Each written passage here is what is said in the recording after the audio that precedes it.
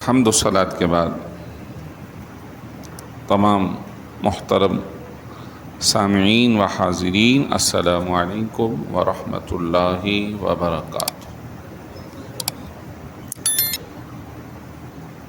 سورہ فتح کی پہلی آیت تلاوت کی ہے۔ دعا کرتے ہیں اللہ رب العالمین سے رب کریم جو سیکھیں، سنیں، سمجھ کر عمل کر کے دوسروں تک پہنچانے کی توفیق عطا فرمائے۔ پچھلے جمعۃ المبارک سے قبل سورہ فتح اور ذوالقعدہ کے مہینے کی مناسبت سے کچھ واقعات اور کچھ تفسیری باتیں آپ کے سامنے عرض کی تھیں اور عرض کیا تھا انشاءاللہ اگلے جمعے سماعت کریں گے۔ پھر اگلا جب جمعہ آیا تو اس کے اوپر احکام اجارہ اور دیگر مسائل آپ سے عرض کیے۔ آج انشاءاللہ ہم اسی سلسلے کو دوبارہ جوڑ رہے ہیں۔ تھوڑی سی ریپیٹیشن یا دہرائی۔ نبی پاک سرکار دو عالم صلی اللہ علیہ وسلم نے خواب دیکھا کہ آپ عمرے پر جا رہے ہیں اور آپ مدینہ پاک میں ہیں اور کئی لوگ آپ کے ساتھ ہیں، اور اس عمرہ کرنے والوں کے اندر کچھ لوگوں نے حلق کروایا اور کچھ لوگوں نے قصر۔ حلق کا مطلب گنجا ہو جانا اور قصر کا مطلب بال چھوٹے کروانا۔ نبی پاک علیہ الصلاۃ والسلام نے جب خواب دیکھا تو پھر ارادہ فرما لیا کہ ہم عمرے پہ جائیں گے، اور اس خواب کی مناسبت سے اور احکام کی مناسبت سے بہت سارے مسائل اس وقت بتائے تھے کہ حلق اور قصر کے کیا مسائل ہیں، کتنا حلق اور کتنا قصر احناف کے نزدیک ہے۔ چوتھائی سر کے برابر یا تو حلق کروائیے یا قصر بال کٹوائیے، ایک دو بال ہم مذہب احناف کے مطابق اس کی اجازت نہیں دیتے۔ ہمارے نزدیک سر میں مسح کرنا بھی چوتھائی ہے اور قصر بھی کم سے کم چوتھائی سر کے بال کٹ جائیں اتنے کاٹنے لازمی ہیں، آدھے پورے کے برابر، بالکل چھوٹے نہیں۔ کم سے کم یہ ایک پورا ہوتا ہے تو بعض حضرات اس ایک گٹھان کو کہتے ہیں ایک پورا، اور بعض یہ کہ اس سے نیچے جو آدھا حصہ ہے اس کو، لیکن احتیاط ایک پوری گٹھان کے برابر بال کٹ جائیں، یہ بہتر ہے تاکہ جو اختلاف ہے وہ نکل جائے۔ نبی پاک سرکار دو عالم صلی اللہ علیہ وسلم نے اعلان فرمایا اور آپ کے ساتھ بہت ساری جماعت، تقریباً 1500 لوگ مدینہ پاک سے چل پڑے۔ بعضوں نے اپنے ساتھ عمرہ کرنے کے بعد جانور ذبح کرنے کے لیے لے لیے اور بعضوں نے نہیں لیے۔ آپ صلی اللہ علیہ وسلم حدیبیہ کے مقام پہ پہنچتے ہیں تو آپ کی اونٹنی بیٹھ جاتی ہے اور وہ آگے نہیں بڑھتی۔ آپ صلی اللہ علیہ وسلم کہ جو اصحاب ہیں وہ اونٹنی کے بارے میں کلمات کہتے ہیں کہ شاید اس کا مزاج بگڑ گیا ہے، اب یہ آگے نہیں بڑھ رہی، تو حضور نے اس وقت فرمایا کہ نہیں، یہ اونٹنی اللہ کے حکم سے چلتی ہے، یہ اللہ کے حکم پر مامور ہے۔ اور جب وہ بیٹھ گئی تو اس کو اٹھا کر دوبارہ آپ پیچھے کی طرف ایک جانب لے گئے اور پورا قافلہ وہاں ٹھہر گیا۔ اب یہ اطلاع مکے کے لوگ اس زمانے کے اندر جو مخالف اسلام تھے، مخالف مسلمین تھے، ان کو پتہ چل گئی، اور انہوں نے نبی پاک سرکار دو عالم صلی اللہ علیہ وسلم اور دیگر تمام اصحاب کو مکہ مکرمہ میں داخلے سے منع کر دیا کہ بھئی آپ نے مکے میں نہیں آنا۔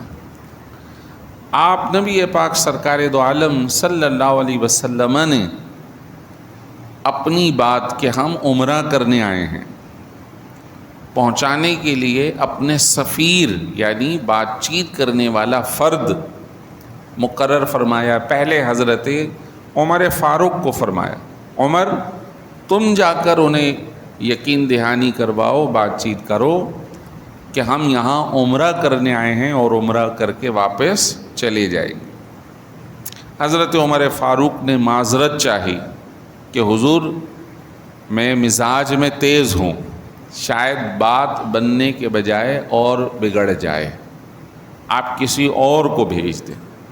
تو پھر نبی پاک سرکار دو عالم صلی اللہ علیہ وسلم نے حضرت سیدنا عثمان غنی رضی اللہ تعالی عنہ کو بھیجا. حضرت عثمان غنی جب وہاں گئے تو بجائے اس کے کہ بات چیت ہوتی انہوں نے ان کو ہی واپسی جانے سے روک لیا. حضرت عثمان غنی رضی اللہ تعالیٰ عنہ کے پرانے تعلقات بھی تھے, ایک مالدار آدمی بھی تھے, ان کا فیض قابل قبول تھا, لوگوں نے ان کو کوئی تکلیف نہیں دی, لیکن انہیں واپسی جانے سے روک لیا. اور نبی پاک سرکار دو عالم صلی اللہ علیہ وسلم کے پاس بات چیت کرنے کے لیے 2, 3 اور 4 تقریباً 4 افراد حضور کے پاس گئے. جس طرح یہاں سے وہاں گئے ہیں وہاں سے لوگ بھی آئے. پہلے 2 افراد سے بات ہوئی لیکن وہ بات بنی نہیں. پھر ایک اور صاحب گئے, عروہ بن مسعود ثقفی, بزرگوار آدمی تھے. جب وہ گئے اور نبی پاک سرکار دو عالم صلی اللہ علیہ وسلم اس جماعت میں حدیبیہ کے مقام پہ موجود ہیں اور جا کر بیٹھے, بات چیت ہوئی, اور اس دوران نماز کا وقت آیا, دیگر کچھ وقت گزرا, تو انہوں نے صرف آبزرو کیا کہ یہاں کیا صورتحال ہے, دیکھا, مشاہدہ کیا. اب وہ مشاہدہ کیا کر رہے ہیں؟ وہ دیکھ ہی رہے ہیں کہ نبی پاک صلی اللہ علیہ وسلم کے جو اصحاب ہیں, آپ کے ساتھی ہیں, وہ آپ سے بڑی محبت کر رہے ہیں, آپ کا بڑا ادب کر رہے ہیں, اور آپ کے لیے شیدا ہیں. اور یہ دیکھا کہ آپ نبی پاک صلی اللہ علیہ وسلم وضو فرمانے لگے تو اصحاب وہ وضو کا پانی زمین پہ گرنے نہیں دے رہے. حضور وضو فرما رہے ہیں اور انہوں نے ہاتھ رکھا کہ پانی ہاتھ میں آ جائے, اور جیسے ہی وہ پانی ہاتھ میں آیا بطور تبرک اصحاب رسول اسے اپنے چہرے پر, اپنے جسم پر مل رہے ہیں. اور بہت جم غفیر ہے, جیسے لڑائی ہو جائے, مجھے ملنا چاہیے, مجھے ملنا چاہیے, ایسے. جب حضور سے بات چیت کرنے لگے یہی عروہ, تو ان کا ایک انداز تھا بات چیت کرنے کا, جیسے بعض لوگوں کا ہوتا ہے جب بات کر رہے ہوتے ہیں تو سامنے والے کی داڑھی کو ہاتھ لگا رہے ہوتے ہیں, یار تو میری بات مان لو, یہ ہے وہ ہے, اس طرح. تو جب وہ یوں کرنے لگے تو ایک صحابی جو حضور کے ساتھ کھڑے تھے بطور محافظ, تلوار لیے ہوئے تھے, تو انہوں نے عروہ کے ہاتھ پر وہ تلوار کا الٹا حصہ دستہ مارا, اپنا ہاتھ پیچھے کرو. یعنی ادب کہ یہ سرکار دو عالم صلی اللہ علیہ وسلم سے بات چیت کرنے کا انداز نہیں ہے. یا آپ بار بار داڑھی کو ہاتھ کیوں لگا رہے ہو؟ دور ہو اور اپنی بات پیش کرو. تو اس پر لازم بات ہے, وہ تو سرکار کو سرکار نہیں مان رہا نا, وہ تو ابھی مسلمان نہیں ہے فرد, وہ اپنے انداز میں بات چیت کر رہا, تو اسے برا محسوس ہوا. لیکن حضرت جبیر بن مطعم جو صحابی تھے, انہوں نے اس کی ناراضگی کا بالکل کوئی لحاظ پاس نہ کیا اور بلکہ ان کو کہا پیچھے ہو جاؤ. مکالمہ ہوا، وہ واپسی گئے عروہ، اور مکے کے سرداران کے سامنے بات چیت رکھی کہ بھائی آپ ان سے صلح کر لو. میں نے قیصر و کسریٰ کے بادشاہان اور ان کی سلطنتوں کے والی اور ریاستوں کے محلات بھی دیکھے ہیں، ان کے معاملات بھی دیکھے ہیں.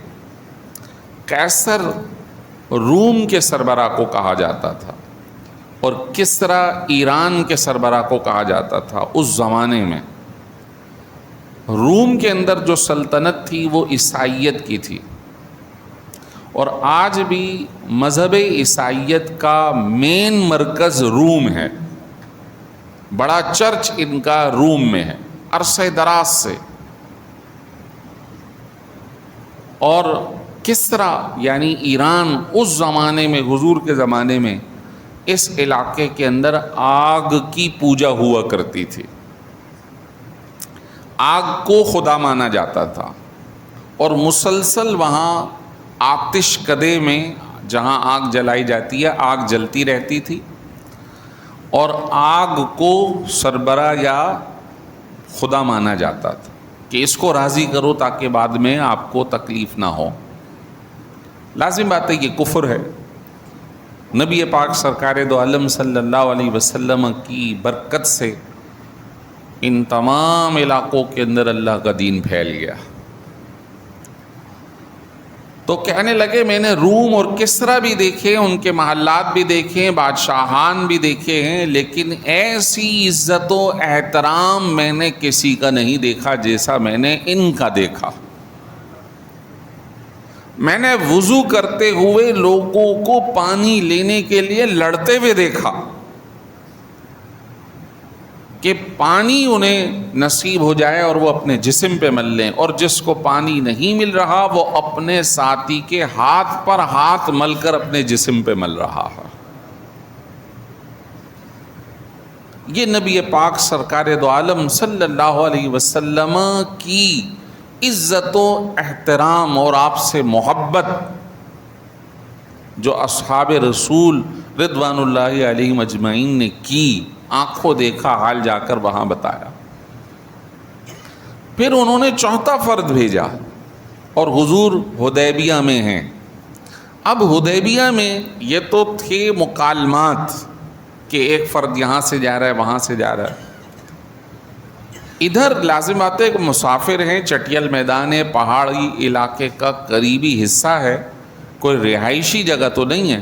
اب 1,500 لوگ ہیں تو ان کو پانی بھی چاہیے وضو کے لیے، پینے کے لیے، کھانا بھی چاہیے. تو کسی طریقے سے کھانے پینے کا انتظام تو ان کے پاس تھا، لیکن پانی پینے کا بہت کم تھا اور وضو کا تو بالکل ہی ختم ہو گیا. تو چلو وضو کا تو بدل تیمم ہو جائے گا، پینے کے لیے کیا کریں.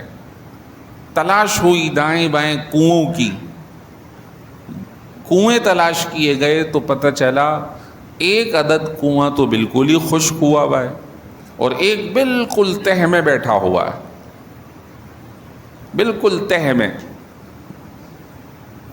نبی پاک سرکار دو عالم صلی اللہ علیہ وسلم کی بارگاہ میں عرض کیا گیا.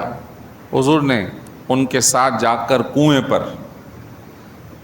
کٹورے میں پانی لیا منہ میں، اور اس کے بعد اس کنویں میں آپ نے کلی فرما دی. وہ آپ کے دہن مبارک کا پانی جو کنویں میں گیا ہے تو کنواں جو خشک ہوا ہوا تھا اس میں سے پانی ابل کر باہر آنا لگ گیا.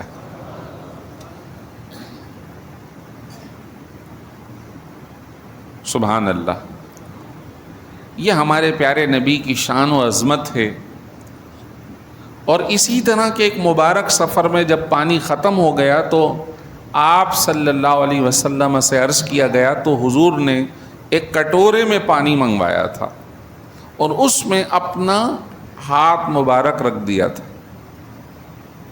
تو بظاہر ان انگلیوں سے تو کوئی چیز نہیں نکلے گی، لیکن اللہ نے سرکار کو یہ عزت و مقام عطا فرمایا کہ ان انگلیوں سے پانی نکلنا شروع ہو گیا اور کٹورا سے پانی بہنے لگا، لوگ اپنے لیے پینے کے لیے وضو کے لیے بھرنے لگے۔ تو جب تقابل ہوتا ہے بسا اوقات انبیاء علیہم السلام کے معجزات کا، تو حضور کی شان الگ ہی نظر آتی ہے۔ حضرت موسیٰ کا زمانہ تھا اور پوری بنی اسرائیل قوم آپ کے ساتھ ہجرت کر رہی ہے مصر سے شام کی طرف، تو ایک مقام پر پہنچ کر پانی جب ختم ہو گیا تو حضرت موسیٰ علیہ السلام نے اپنا عصا پتھر پر مارا تھا، تو اس سے 12 چشمے نکل گئے تھے۔ فَانْفَجَرَتْ مِنْ حُسْنَتَ عَشَرَةَ عَيْنًا، قرآن کی آیت ہے، اور ابھی بھی آپ گوگل کریں گے، سرچ کریں گے تو وہ پہاڑ آپ کو سامنے آ جائیں گے کہ یہ وہ پہاڑ ہے جس سے پانی نکلا تھا بنی اسرائیل کے لیے۔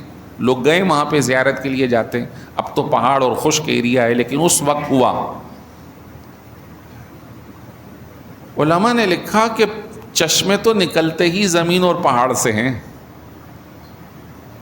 یعنی اس وقت موجود نہیں تھا، لیکن حضرت موسیٰ کے لیے اللہ نے اس پہاڑ سے چشمے نکال دیے، تو پانی تو نکلتا ہی زمین یا چشمے پہاڑ سے ہی ہیں، لیکن یہ اس سے بھی زیادہ تعجب کا مقام ہے کہ حضور کی انگلیوں سے پانی باہر نکل رہا۔ حضور نے کلی فرمائی، پانی آ گیا، اور اصحاب نے اس پانی کو استعمال فرمایا۔ جو چوتھے فرد آئے ان کا نام تھا سہیل، ان کا نام تھا سہیل۔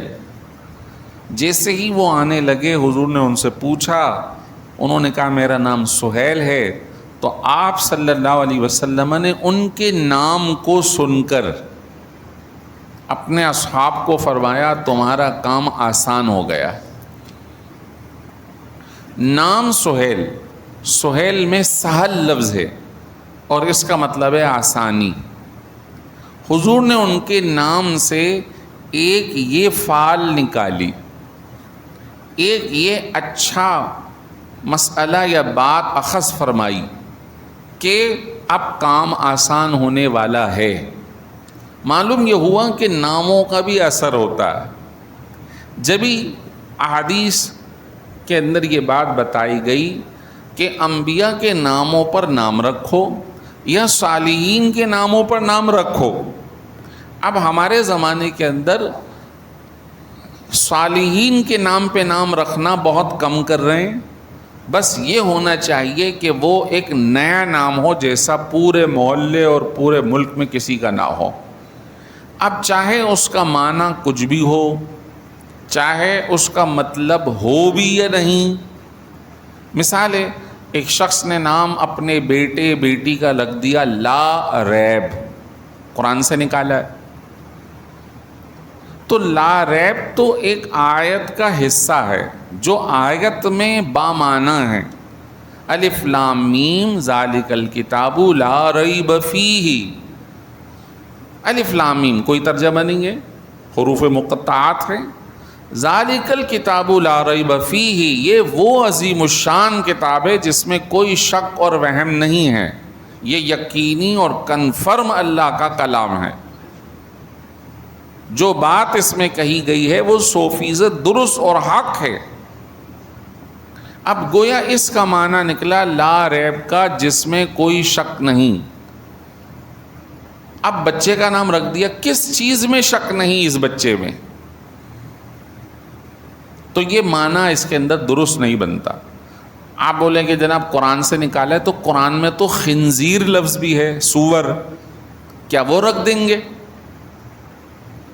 قرآن میں تو خمر لفظ بھی ہے جس کا مطلب ہے شراب، وہ رکھ دیں گے؟ میسر بھی ہے، وہ رکھ دیں گے؟ اور بعض اللہ اکبر معنی نہ سمجھتے ہوئے بولے قرآن کے اندر لفظ آیا ہے زانیہ، تو ہم نے اپنی بیٹی کا نام رکھ دیا، حالانکہ ادھر ہے زنا کرنے والی عورت، بدکار عورت، اپنی بچی کا نام آپ نے یہ رکھ دیا۔ تو ایسا نہیں ہے، اس کو سمجھ بوجھ کر کسی سے صحیح مشورہ کر کے پھر اپنے بچوں کے نام رکھیں۔ سرکار دو عالم صلی اللہ علیہ وسلم نے اپنے اصحاب جب وہ مسلمان ہوئے اور ان کے نام صحیح نہیں تھے، آپ نے تبدیل فرما دیے۔ سب سے پہلے خلیفہ حضرت ابو بکر صدیق، ان کا نام عبداللہ ہے۔ پورا نام کیا ہے؟ عبداللہ۔ ابو بکر ان کی کنیت ہے پکارنے کے لیے، لیکن عبداللہ نام اسلام میں آنے کے بعد رکھا گیا ہے۔ پہلے ان کا نام تھا عبد العزا۔ عزا ایک بت تھا جو کعبے میں لگا ہوا تھا، اس کی عبادت کرتے تھے، تو ان کے پیرنٹس نے ان کا نام یہ رکھ دیا تھا کہ اس بت کا بندہ۔ حضور نے ان کا نام چینج فرمایا عبداللہ، اور بعد میں وہ ابو بکر کے نام سے مشہور ہوئے۔ ابو بکر، بکر نو خیز اور نئے کو کہتے ہیں، یا بالکل ابتدائی کسی چیز کو کہتے ہیں، تو کیونکہ سب سے پہلے مسلمان ہوئے اس وجہ سے ان کا نام ابو بکر، سب سے پہلے اسلام لانے والے۔ تو دیکھیے حضور نے نام چینج فرما دیا۔ تو سہیل آئے، حضور نے ان سے ایک نیک فعل، ایک نیک بات، ایک اچھا معاملہ محسوس فرمایا سہیل آ گئے، بات ہو گئی، اور پھر فرمایا اصحاب کو کہ معاملہ تمہارا سہل ہو گیا۔ اب بات چیت ہوئی، اس بات چیت میں صلح حدیبیہ ہوا۔ صلح کا مطلب کوئی معاہدہ طے پایا، صلح ہوئی۔ صلح کیا ہوئی؟ سب سے پہلے تو آپ مکے میں آئے ہیں، آپ کو ہم عمرہ نہیں کرنے دیں گے، آپ کو واپسی جانا ہوگا۔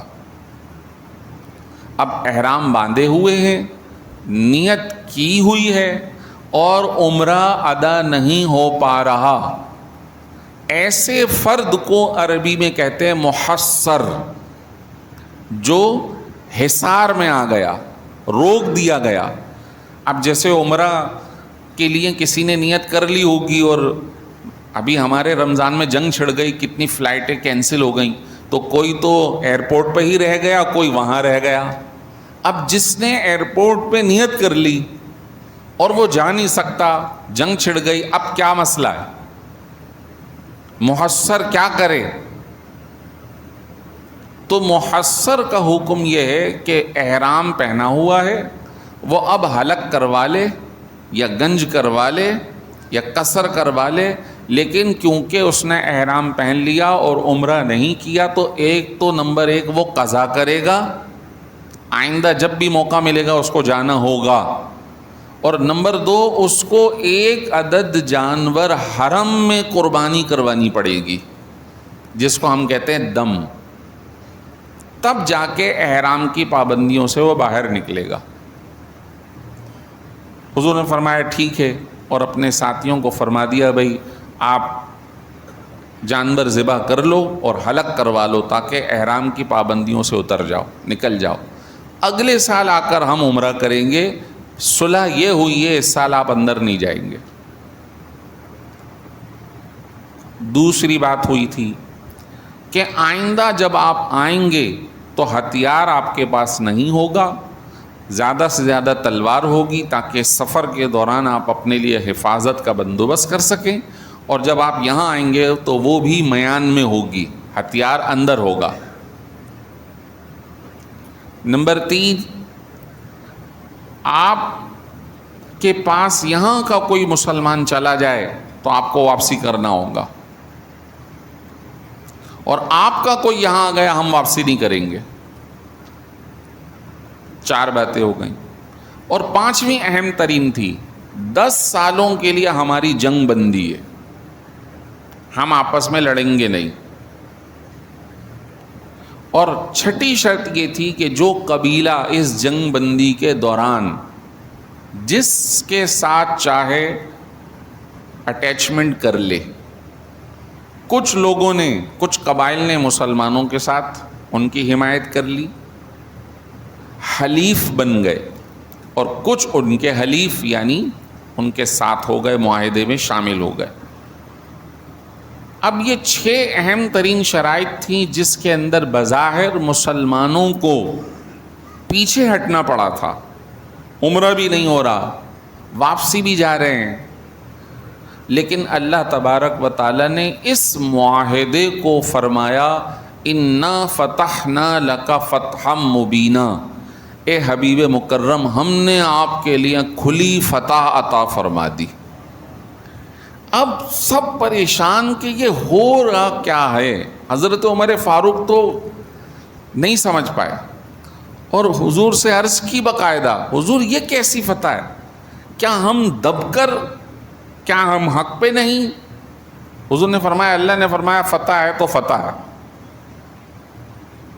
وہاں سے جواب ملا، خاموش ہوئے، باہر نکلے، صدیق اکبر سے بات چیت ہونے لگی۔ انہوں نے کہا بھائی حضور نے فرما دیا فتح ہے تو فتح ہے، ابھی خاموش رہو۔ اور فتح کیسے ہوئی؟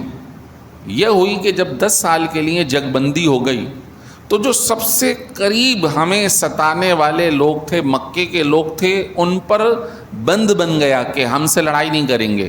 بھائی بدر میں ہو رہی ہے، احد میں ہو رہی ہے، احزاب میں ہو رہی ہے، تسلسل سے مخالفت ہو رہی ہے، وہ رک گئی۔ جب یہ رکی تو سرکار دو عالم صلی اللہ علیہ وسلم نے تو پھر اس ملک کو، اس ریاست کو، اس بادشاہ کو، اس کو ہر جگہ اپنے سفیر اور خطوط بھیجنا شروع کر دیے، اور اپنا پیغام جو صرف مکے مدینے تک رکا ہوا تھا اب پوری دنیا میں پھیلنا شروع ہو گیا۔ حضور کے وہ خطوط جو آپ نے لکھوائے آج بھی محفوظ ہیں، بعض احادیث کی کتابوں میں تو الفاظ موجود ہیں، اور حقیقی خط ترکی میوزیم میں سنا ہے کہ وہاں ابھی بھی موجود ہے، جو حضور نے بھجوایا۔